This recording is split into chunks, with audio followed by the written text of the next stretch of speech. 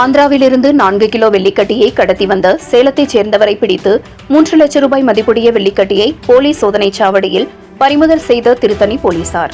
பறிமுதல் செய்யப்பட்ட வெள்ளிக்கட்டியை எந்த துறை அதிகாரிகளும் முன்வந்து எடுத்து செல்லாததால் 4 மணி நேரம் காத்திருக்கும் வெள்ளிக்கட்டிகள் பிடிபட்ட நபர். திருவள்ளூர் மாவட்டம் திருத்தணி அருகே சென்னை திருப்பதி தேசிய நெடுஞ்சாலையில் பொன்பாடி சோதனைச் சாவடியில் தமிழக எல்லையில் போலீசார் ஆந்திராவில் இருந்து வரும் வாகனங்களை சோதனை மேற்கொண்டு வருகின்றனர். இந்த நிலையில் ஆந்திராவிலிருந்து திருப்பதியில் இருந்து ஆந்திர மாநிலம் பேருந்து திருத்தணி வழியாக காஞ்சிபுரம் செல்வதற்கு மேற்கண்ட சோதனைச் சாவடியில் வரும்பொழுது போலீசார் அந்த பேருந்தில் சோதனை மேற்கொண்டனர். அப்பொழுது அந்த பேருந்தில் சந்தேகத்திற்கிடமான வகையில் இருந்த ஒரு நபரிடம் போலீசார் அவரது உடைமையை சோதனை செய்யும் பொழுது அவரது பையில் வெள்ளிக்கட்டி 4 கிலோ உடையது இருந்தது. இதனை போலீசார் பறிமுதல் செய்து உரிய ஆவணத்தை கேட்டுள்ளனர். உரிய ஆவணம் இல்லாததால் அதனை அடுத்து வந்த சேலத்தைச் சேர்ந்த செல்வராஜ் வயது 52 என்பவரை பிடித்து வெள்ளிக்கட்டியை பறிமுதல் செய்தனர். உடனடியாக தேர்தல் நிலைய கண்காணிப்பு அதிகாரிகளுக்கு தகவல் அளிக்கப்பட்டது.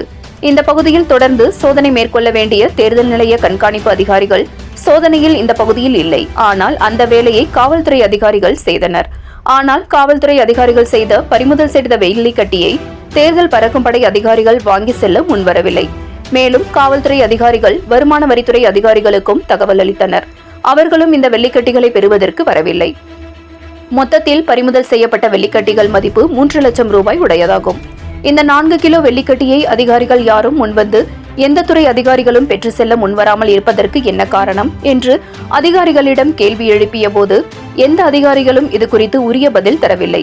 பறிமுதல் செய்யப்பட்ட வெள்ளிக்கட்டிகள் தற்போது தமிழக எல்லையில் சோதனைச் சாவடியில் வைக்கப்பட்டுள்ளது. இதனையடுத்து வந்த செல்வராஜ் என்பவரையும் பிடித்து அங்கேயே 4 மணி நேரத்திற்கும் மேலாக வைத்துள்ளனர் போலீசார். போலீசார் தங்கள் கடமையை செய்தாலும் அதிகாரிகள் இதனை ஏன் பெற்றுக்கொண்டு விசாரணை செய்ய முன்வரவில்லை என்று சமூக ஆர்வலர்கள் கேள்வி எழுப்பி உள்ளனர்.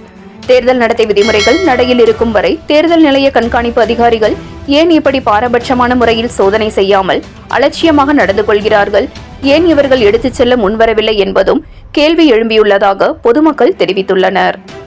7 கிரீன் நியூஸ் செய்திகளுக்காக திருத்தணி செய்தியாளர் மணிகண்டன்.